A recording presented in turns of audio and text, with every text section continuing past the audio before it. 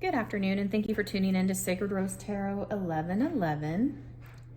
Today we have messages coming to us from the Archangel Fire Oracle card deck by Alexandra Wenman. We also have cards coming to us from the messages coming to us from the Keepers of the Light Oracle card deck by Kyle Gray. I believe we may have, let's see. Yes, we also have some Divine Animals Oracle cards coming through by Stacey DeMarco. As well as the Shaman's Dream Oracle card deck by Alberto Villoldo and Colette Baron Reed. So we have quite a few messages to work through today. Please remember that not all messages are going to resonate, so take anything that resonates, leave anything that doesn't. Of course, use your discernment when listening to messages, and consult your guides and whomever else you need to. Also, please remember to like, share, subscribe, and comment. That helps grow the channel and helps bring the message to more people so that they can receive it. All right, so let's go ahead and get started. I've already meditated on the cards and the energies here today. This space has been cleansed and purified. And the angel message is going to come from Cassiel. This is card number 4. 4 is the number of stability, foundations. When I think of it, I think about having a solid house, you have to build a foundation before you build a house. And the rest of it all kind of goes into place. But you have to start with a solid foundation. It also makes me think of support. So like when you sit in a chair, for example, it's got to have 4 legs.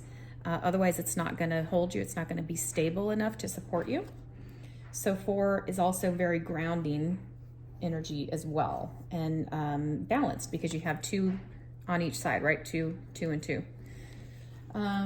So let's go ahead and read this one. The first thing I'm noticing there are a lot of butterflies here. We have some little ducks. Let me see if you can see that. Oh. We have a duck mom and some duck babies. We have some little rabbits, bunnies. Rabbits tend to be symbolism of abundance, fertility, like grounding, earthy energy. We also have these 2 pitchers of water that she's pouring in here. This very much makes me think of the star card in the tarot deck. And we may pull some tarot later, we'll see. Let's see what else we have. She has lots of gold jewelry, so she seems to be very abundant, in want of nothing. Her look on her face is one of being very peaceful. So yeah, let's see what the card says. Card number 4, angel card 4 is, all right.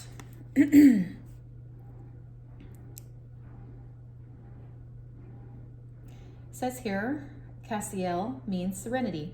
The angel of serenity, solitude, and temperance. Cassiel's name means God is my cover, and this gentle angel can help you to find great strength in your solitude. When life gets on top of us and we feel overwhelmed, Cassiel reminds us of the importance of taking time out. And that's really important, and I like that it also talks about the temperance card, because in the tarot, the temperance angel has 1 foot in the water and is alchemizing the energies, and it could be like emotions, it could be feelings, it could be whatever is happening in your life that may be making you feel overwhelmed. It's very good, a very great reminder for us to take a pause, and then it's okay to do that. Sometimes we have to recharge our batteries. Sometimes we need just a moment away from the chaos or the noise or just things that may be pulling us in too many directions. And sometimes we just have to get re-centered, call our energy back to us, get grounded, find some peace and quiet, some inner solitude, maybe even some rest, those kind of things. So yeah, I'm getting that big time, that there's like sort of a rebalancing taking place. So let's go ahead and read on and see what else it says. She also helps us honor our boundaries and to say no when we need to. Cassiel's message is that it is okay to put yourself first so you don't become drained. And that is also a very good message. And because 2 reasons. Number 1, the boundaries thing comes to mind because When we say yes to things that we really want to say no to, there's an element of self-betrayal that happens. So if we do those kind of things, ultimately it's going to lead to resentment. Maybe we resent our boss or our friend or our neighbor or whoever, family member, whatever it is that's asking us over and over and over. But quite honestly, who's responsible for that resentment? It falls back on us. We have to take some ownership in that because we're the one not saying no and honoring our own boundaries, our own self, and what we really want to do. So that could actually lead to damaging relationships and things like that, in addition to the self-betrayal that happens. So just remember, it's okay to have boundaries. And one of the things I like to remind myself when I'm speaking to people about boundaries is because people think, oh, maybe that makes me look selfish, or I don't know, it makes me look like I spend my money on me and not my kids or my responsibilities. And that's quite honestly, that's just a dogmatic thing that like a stereotyping type thing, a labeling type negative energy that society has sort of in the past kind of labeled people as. But if we break away from that, we move through the incoming energy with this new Yuga cycle, which I speak very much about in the last video, then you'll understand the energy is shifting. So the whole dynamic is changing. And so we don't have to feel bad about taking care of ourselves. And the analogy I give people is if you've ever flown on an airplane and the flight attendant is giving you the whole rundown before the plane takes off, if there's ever any kind of an emergency on the airplane and the air bags drop from the ceiling, the breathing mechanism drops from the ceiling, it's important for you to put yours on first before you tend to the people next to you, your children, spouse, friends, whoever, because how can you help anybody if you can't breathe? So in light of that, taking that into consideration, how can we help other people? How can we be our best self? How can we bring our full self, our full energy into any situation if we haven't first poured into our cup? And that makes me think of why she's holding these pictures here. It's okay to pour into yourself so that you have an abundance of overflow to pour into others, to offer into others, the lives of others. You can't give from an empty cistern is what I'm hearing. You can't pour from an empty jar. You can't get any water out of an empty well. So apparently, if this is resonating with you so far, apparently you have probably a lot of people that you influence, maybe without even knowing it, but you are very influential in your immediate group, your circle of influence, the people you interact with. Could be work, family, school, whatever. The people you spend time with, you're very influential, and you may not even know it because it doesn't necessarily have to be like you're giving a talk or a speech or something, you're making a presentation. It could just be your energy, and just by you being present and in the room, for example, because when you're present, you are actually there. You're not, mind drifting off into something else. You're not thinking about your to-do list. You're not sidetracked. You are actually one of those rare individuals I'm getting that is, when they're there, they're present. And so that's a good reminder why it's very important to not only uphold your boundaries, establish some if you haven't done so already, but also to pour into yourself. Give yourself that time to recuperate, rest, recuperate. I'm hearing R&R, which stands for rest and recuperation. Time to get recentered, rebalanced, pour into yourself. And that doesn't necessarily just mean like take a nap. It could, right? But it could also mean take time out to meditate. Take time out to maybe take an extra long shower, hot shower if it feels good on your back, or it makes a lot of steam and helps your skin and you feel really refreshed. Take an extra long bath if that helps your body feel good. Maybe do some self-care. But I'm hearing that it's not only the physical body, it's the emotional body, the internal body, so what you're eating and what you're drinking. And so feed your body good food. I'm hearing vessel. You are the vessel. You're pouring too much out of your vessel. Receive into your vessel that which you need to nourish and be filled, so that you may fill the cups of others. You can only pour out when you are full. You are filled. That's what I'm hearing. So let's see if there's anything else on this card. Okay. So, like the image of her as a graceful Indian woman in this card, as the Angel of Tears, Cassiel assures us there is no shame in showing our vulnerability, because that's what? Vulnerability, and when we're true and authentic, it's showing our true self. It's being in our authenticity, and that is rare. And loving out of our authenticity in that space is actually the highest form of love we can have, is that authentic love. And that starts by being our authentic true selves. By holding in our emotions, we can stifle ourselves. And another name for this angel is Speed of God, because of her ability to help us heal faster. Crying can be so healing, as it washes away sorrows and clears old hurts. Cassiel also brings us the strength to step back on our path after our period of solitude and serenity. She helps us get back on track with our purpose, even when we feel we don't want to or that we aren't ready. Cassiel will give you the motivation to pick yourself up. So her message to us says, spend some much needed time alone in quiet solitude to rest and recharge.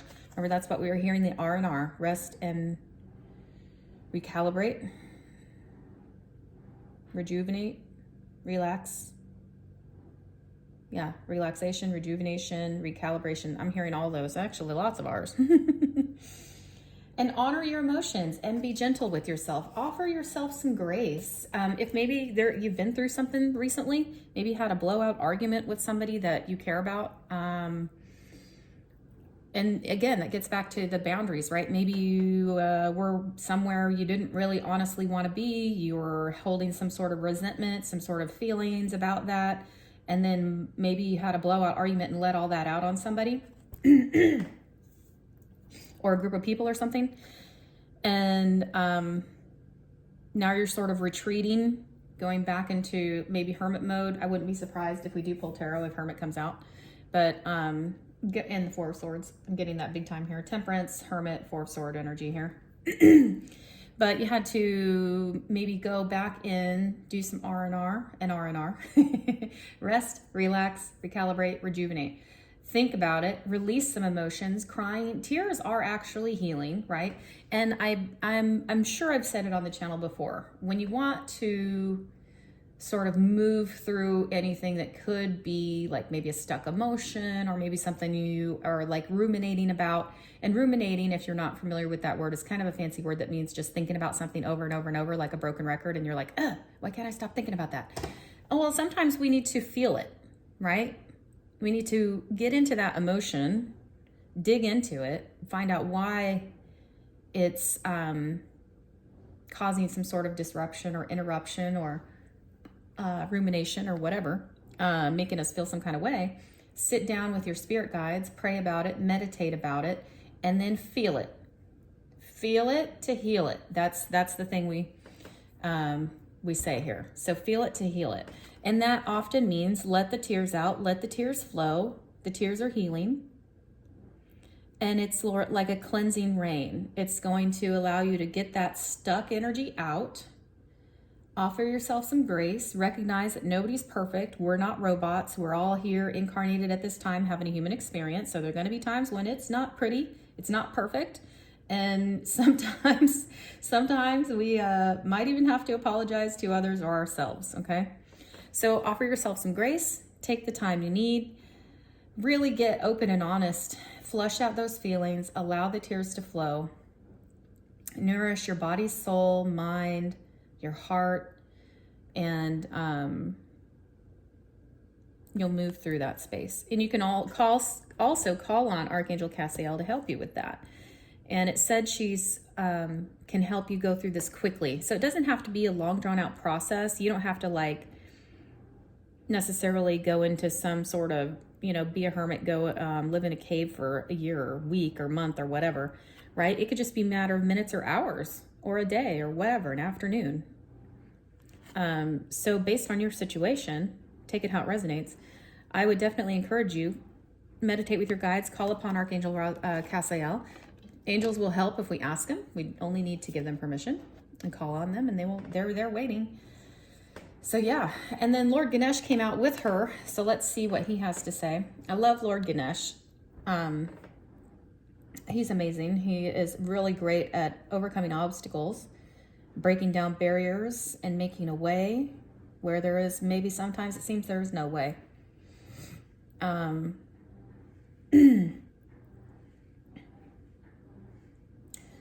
So yeah, let's read his card and see what it says. Lord Ganesh.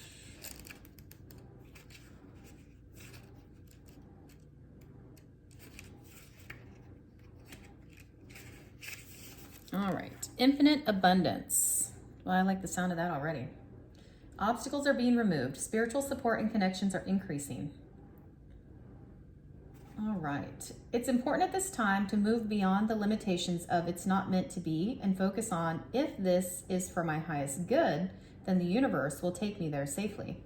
Ganesh is not only bringing a clear light to your external situation, but also helping you clear up any inner conflicts.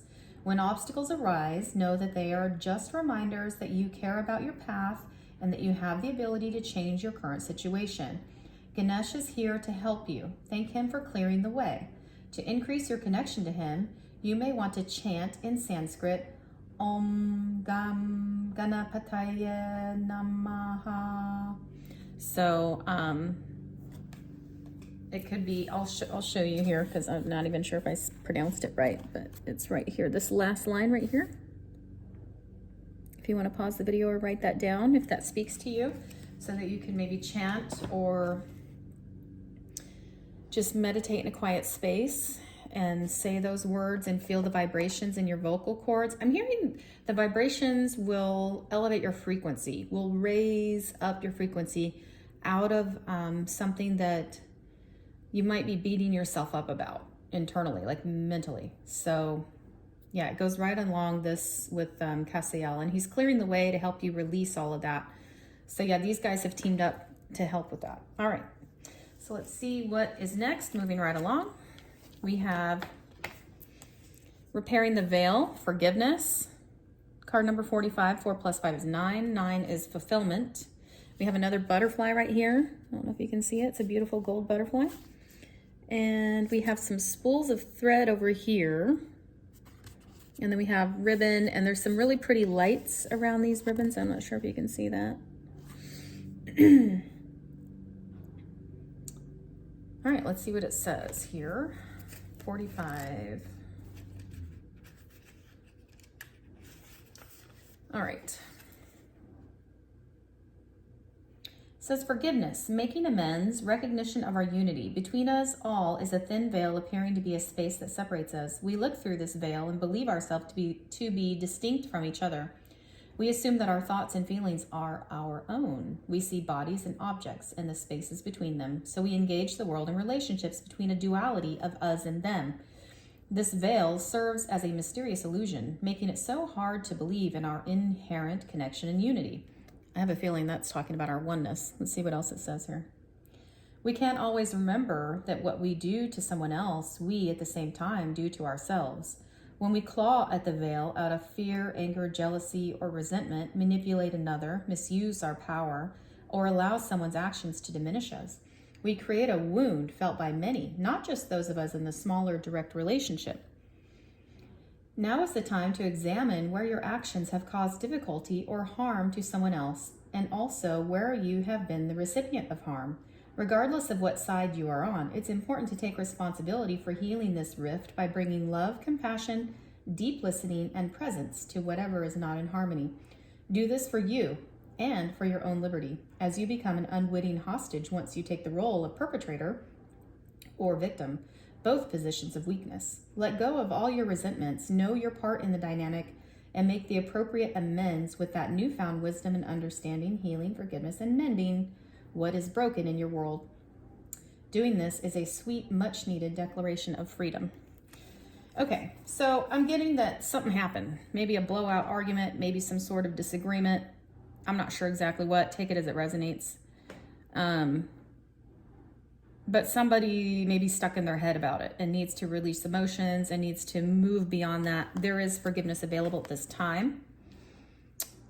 Archangel Casael and Lord Ganesh want to help you through that. We have another 9 here, 63.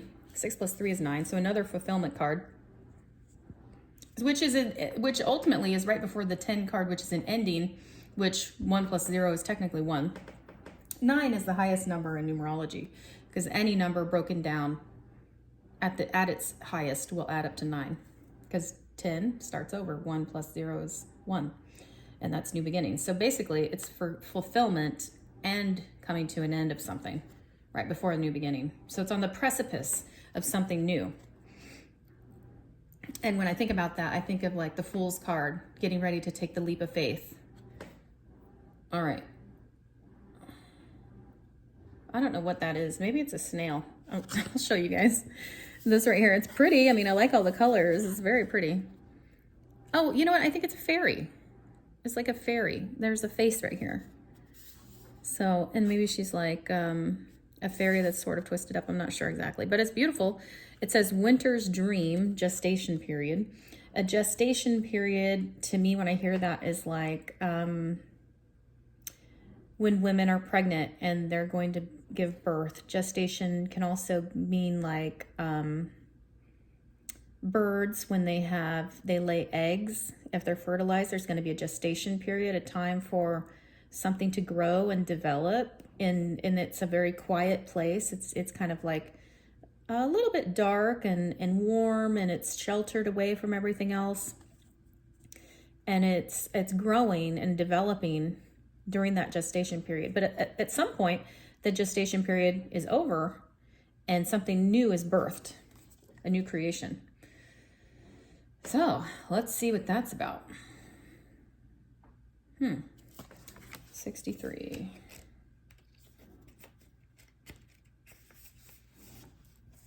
Winter's Dream. Gestation period, sanctuary, conscious awareness. The Winter's Dream is a summons to go within. Your life force longs to turn inward, like the sap of trees returning to the roots. Cast your gaze toward the deep and hidden places in your heart. Come to rest again in the sanctuary and safety of your soul and be at peace, basking in your crystalline clarity in that quiet place. This is not hibernation. Do not fall asleep. Take your quiet, wakeful nature with you into stillness and know that you are replenishing your life force.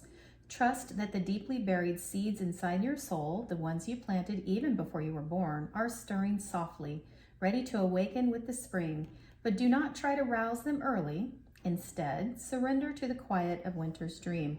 Winter's Dream can lull you into a slumber where you can lose consciousness and become caught in a nightmare. Awaken, awaken. Find that easy return to wakefulness that brings you clarity. This is the time to set your priorities in order, yet not act on any of them. Allow the clarity and transparency that comes with Winter's Dream to permeate your heart and soul. The time for action will come later. Remember that all things are born of dreams, and your task is to wake up within the dream, to lucidly guide it to your chosen destination. That's interesting because we're talking about that resting, that recalibration, getting recentered, and that's also what Archangel Casael and Ganesh were telling us, right? We need to go within. We need to look inside, go into the deep recesses of our heart, figure out what needs healing. There may be something, maybe we've buried it. Maybe it's pretty far deep down in there and we got to shine some light on it. And that also makes me think of when we're doing shadow work. Basically, it's going into those parts of ourselves. It could be emotions, it could be habits, it could be whatever. Any part of us that maybe we're not happy about, or maybe we push it to the side and pretend it's not there. It sort of makes me think of like the disowned parts of ourself. Well, what happens if they're not properly healed and nourished and given the right guidance and reintegrated back into us to become our full, complete, and healthy self? Those parts of us, those disowned parts of ourselves, can lead to emotional distress. They can lead to mental disorders, challenges. It can lead to addictions of many kinds. It can lead to like spiritual narcolepsy. It can lead to different personality splits. Like it can get pretty bad, pretty severe. But if we take those parts of us, those disowned parts of ourselves, and that's where shadow work comes in, it's very important. I would encourage you, if you're interested in learning more about that, look up some research. Carl Jung has written a lot of information about that. There's a lot of free videos on YouTube that you might want to check out and do a little bit of research on your own, discern what is good for you and what to discard, of course. So those disowned parts of ourselves, they basically need to be recognized, healed, and lovingly reintegrated back into us, back into our self, to make us the whole self. And so that takes a lot of work, especially if it has to do with past traumas and things like that. And I would encourage you, if that part is resonating with you and maybe you do have some significant trauma in your past, seek out the help from a professional. A tarot reader isn't going to be able to do that for you. You're going to probably need some help from somebody who's skilled and educated and trained in that. So yeah. All right. 49, skywriting the fates. All right. So we have what looks like some runes here, some maybe Nordic runes or Norse runes. Not sure if you can see those shapes. Then we have a planet up here and some clouds in the sky. Oh, there's a feather. I just now noticed. I've never seen that before. There's a blue feather right there. I don't know if you guys can see that right there. I've never noticed that before. And it looks like, I just noticed this too. It looks like maybe an angel or fairy or something right here. It's like ethereal. There's like some legs and a kind of a body. So maybe this is supposed to be like wings. I'm not exactly sure. It's pretty. I mean, I like all the colors, that's for sure. Definitely. 49. 9 plus 4 is 13. 1 plus 3 is 4. So that goes right back into Castiel's card, and 4 is the number of foundations, right? So stability and foundations. Let's see what this card has to say. The fates, that which we cannot change, non-judgment. It is written in the sky that you have a destiny. You're being invited to explore certain aspects of life unique to you and you alone. That does not mean that your path will be easy, paved with gold and littered with diamonds. Nor does this predict that your journey will be treacherous. It is just your path, with parts that cannot be changed and must be radically accepted as they are. In this way, whatever you are faced with, every single aspect of your life is perfect in its imperfection. Not good or bad, neither in flow nor blocked, this nor that. See your life as a series of opportunities rather than an obstacle course. Once you master the skill of non-judgment, you open to the power of curiosity, unencumbered by the burdens of yesterday's fear as you look ahead into the potential of the future. Yes, you still need to be brave. Right now, you're facing a critical moment in time with an opportunity to meet your fate. A choice point where you expand your influence and your capacity for abundance, love, and purposeful action. Now is the moment to leap into it. Whether it be a heart connection, a call to creativity, or a new identity in your work or another area of life with all your heart and soul. Your success is surely written in the stars. In order to bring your destiny to fruition, you must jump into the adventure with both feet and do your part. That's so funny. It reminds me of what we were talking about, because remember this card was 9. 9 is fulfillment, like basically endings, because we're getting ready to go into the 10 card, which would be number 1, essentially, which would be a new beginning. And we were talking about the fool's journey, taking that leap of faith. That's exactly what this card's talking about. So it definitely goes hand in hand. There's something big happening. This could actually be an awakening for somebody. This could actually be talking about when you get to that point and you realize maybe the foundations of everything you were taught and learned and grew up understanding, the world around you is not what it seems. And so this massive awakening can be very jarring, very disorienting sometimes. And I'm also hearing Kundalini. Somebody may have had a Kundalini experience, Kundalini rising or Kundalini awakening. So if you felt like your spine light up, almost like electric, you may have experienced that.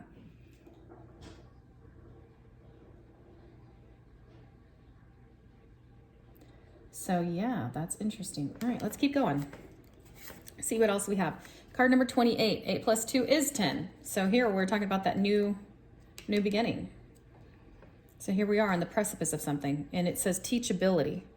So perhaps this new part of your journey after this, the Fates card, the taking the leap, learning something new. It did talk about learning something new. Here's the teachable part. Let's see what this has to say. Where did this card come from? I think it's still part of it. Is it? Yeah, still part of this. Okay. 28. All right. Hollow bone. Teachability, humility, being empty so that the wind of spirit can breathe through you. The hollow wing bone of an angel is a flute for the shamans. The appearance of the hollow bone invites you to become empty of your notions of who you are, to check your ego at the door and to know that this is not about you. Relinquish your need to be right and to express an opinion, as this will not change anything right now. You're being called to practice humility. Interesting. Hollow yourself out and hear the wind blow through you and play you like a flute. You will learn the language of the squall and the storm and understand the message in the summer breeze. There is an important communication waiting for you. Humility is the swiftest path for you to become like hollow bone. Drop all notions and titles that bolster your ego. Eliminate the doer and allow things to happen of their own accord. Remember that you can accomplish most anything if you are willing to let someone else take credit for it.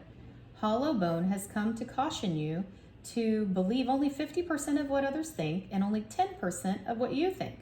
Trust your experience, not what you have read in sacred books or holy texts. This will allow you to turn apparent danger into opportunity. Remember that you are an insignificant grain of sand in the grand scheme of life and as important as the brightest sun. That's interesting. So we are nothing and we are everything at the same time. But I love this teachability, how it talks about disregard 50% of what you hear and 10% of what you think you know. Because really, we don't know shit about shit. We're programmed with all of these ridiculous programs coming into this world.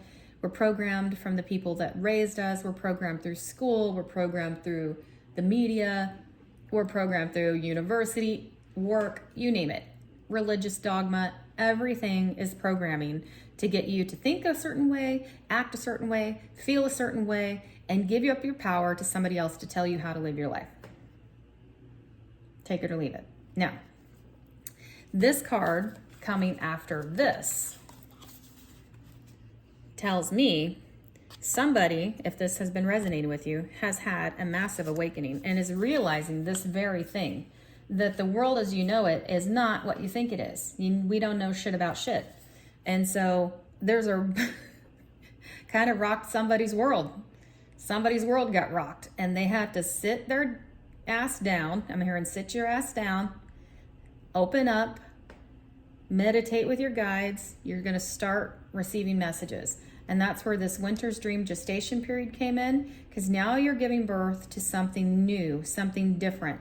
You're going to start living your life a different way. You're going to walk and talk and stand and hold a different kind of presence. You're going to be there. You're not going to be thinking about your to-do list while you're having a conversation with somebody. You're going to actually be present. You're not going to be, multitasking and giving people,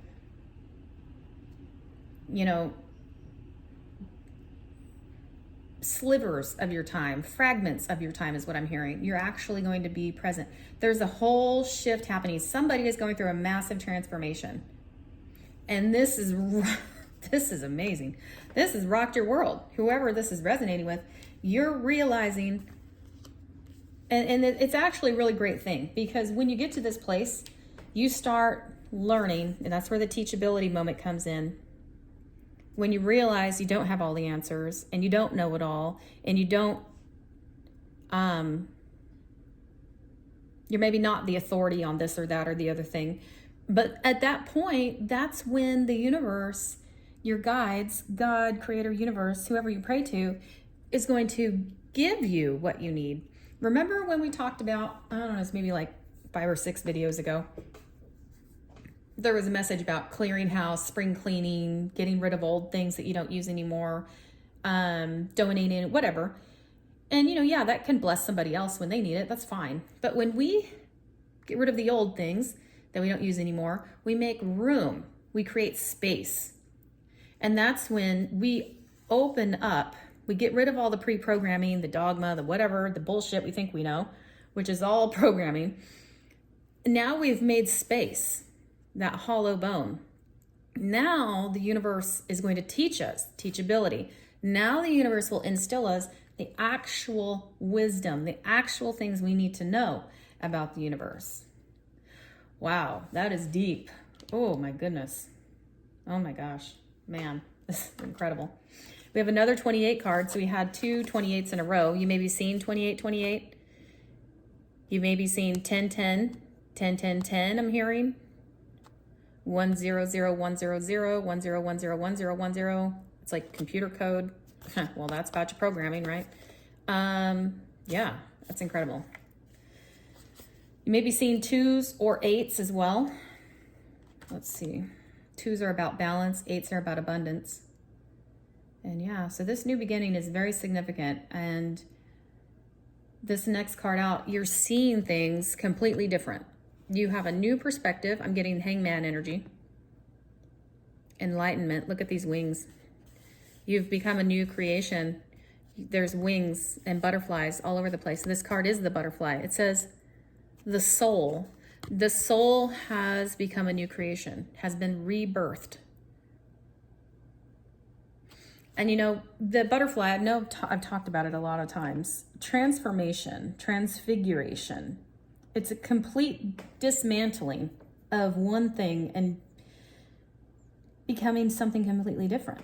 So when a caterpillar, it's like this, fat grub worm, goes into the chrysalis, it's pretty messy. It becomes completely deconstructed. It's essentially butterfly soup inside there, right? Scientists can't even explain it. They just know what happens. They just can't explain how or why. But when the butterfly is ready to come out of the chrysalis and unfold its wings, stretches out its wings, it's a 100% different creation. Different thing completely. It's no longer a fat little grub worm. It's a beautiful flying machine with intricate, delicate wings. And if you've ever looked at a butterfly wing up close, it's like this soft, powdery glitter. It's almost like gold. I mean, it's beautiful, right? And it's this magnificent creature. It's a pollinator. It helps pollinate flowers. So yeah, there's a massive transformation. Somebody is undergoing, they may be in the middle of it. If this resonates with you, you might be ready to come out of your chrysalis and stretch your wings out, just like this picture. You might be ready to take flight. This is exciting. I'm getting excited. Woo, getting ready to take flight. All right, let's see. Card number 28. Beautiful, beautiful. All right, and you may resonate with butterflies. I mean, maybe it's one of your spirit animals. I'm hearing you may have a butterfly tattoo even. Or maybe you have butterfly wind chimes. I'm hearing wind chimes, sun catchers, tattoos, jewelry, bracelet. All right, it says, to experience our full selves, we often go through a difficult period of transformation and growth. Trust what you feel. We all have stages to pass through in life, and not all are easy. Look ahead to where you wish to be, not where you have been. Self-trust and the trust of your partner are necessary for a positive relationship. That's really interesting because I like when it says, think about where you want to go, not where you are now, or where you've been or whatever about, because we know thoughts are things, right? And what you think about, you bring about. Energy, our thoughts, that's energy. What we invest our thinking, our thoughts, our focus, our emotions, all of that's energy. What we invest our energy in, we're telling the universe that we want more of that. So the more you think of things you don't like, well, sorry, but you're going to get things that you don't like. That's just how it works. So if you want to stop that, if you want to change that, you want to get things that you do want, you have to focus on what you do want. You have to invest your energy and spend your universal currency wisely, even if it means it's hard to do. And yes, it's hard. That's probably, I mean, for me personally, this last year, I've been spending a year and a half maybe now, I've been spending on taming the mind. And the strength card comes to mind in the tarot. Taming the beast within. And thinking about what I do want in my life and not things that I don't want, things that make me mad or upset or ruminating or whatever. And even if you have to stop what you're doing and like watch a funny show or go for a drive or go for a run or, I don't know, read a book, whatever you have to do to help you switch gears so that you can think about the things that you want in life, something that helps boost your mood and helps you get into a positive frequency, positive vibes, music, whatever. Do that, okay? Do it like your soul depends on it because you're creating your universe. So it really does. Your existence depends on it. Your thoughts are things, and what we think about, we bring about. Your mind is everything, okay? All right. Butterfly magic is key to growth and transformation of the soul. Going through trauma or difficulty helps reveal our true self and to grow into full magnificence of the soul itself. Ease doesn't always mean growth. Sometimes the hard things are what we need, right? It's not always easy. I think of it like the refiner's fire. When you take gold, if you want to make that gold its purest form, its most beautiful, illustrious form, you have to go through the refiner's fire. That heat, the magma, the molting, the beating of the hammering of the steel, you know, all of that. But what comes out? A beautiful, refined, perfect piece of gold. So that's what's happening to you. You're going through the refiner's fire.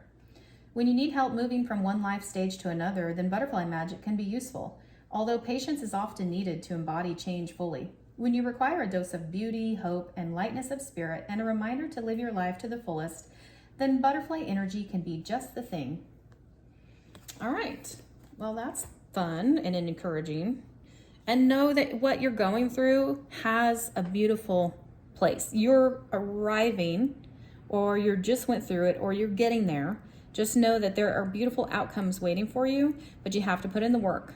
And what you're going through, maybe it's not easy, but a transformation that's going to last and have staying power isn't going to be easy, is it? But it's going to be worth it. It's going to be worth it, okay? 22, learning. We have teachability. Now we are in a place where we're learning. The sacred ibis. The ibis reminds me of Thoth, the ibis-headed Egyptian god. Thoth, who also makes me think of Atlantis, the Emerald books, the Emerald Tablet. It makes me think of Atlantis, makes me think of Mercury, makes me think of the Caduceus wand, I believe. And maybe it's true, maybe it's just me thinking it, but I believe Thoth introduced the like philosophies, Egyptian philosophies, medicine, sciences, things like that. So let's see what the book talks about. Oh, and it's 22 is 4, 2 plus 2 is 4. So that's another foundational meaning, right? Let's get rooted. Let's build our foundation. So now that we've gone through all this transformation, come out of our cocoon, stretched our wings out, and ready to take flight. Well, where do you want to go? Where do you want your wings to take you? Now we've done the teachability. We've hollowed out. The universe has spoken to us and instilled information into us, given us new programming, reprogramming our minds, getting rid of old programming. I love that. So let's see what card 22 says. 22. Sacred ibis. And look, there's a door opening. Ooh, where's the new door leading to? It's a new path. All right. The getting of wisdom takes time, so be patient with your learning and delve deeper. Continual learning is a keystone to growth. You will succeed in your exams or study. While everyone has a source of wisdom within them, not everyone chooses to exercise it. If you cast magic, do it with full knowledge of the consequences. Okay. Let's see what else it says here. It's talking about Thoth. Okay, it says the most powerful god of magic in all worlds. It said that he told the goddess Isis what powerful spell to use to resurrect her dead husband Osiris. Okay. All books on magic and invocation were to be authored by Thoth, and those who were writers channeled his energy. He authored one book that was so powerful no human could read it without dying. Oh, wow. Thoth was also the god of learning and knowledge. Okay.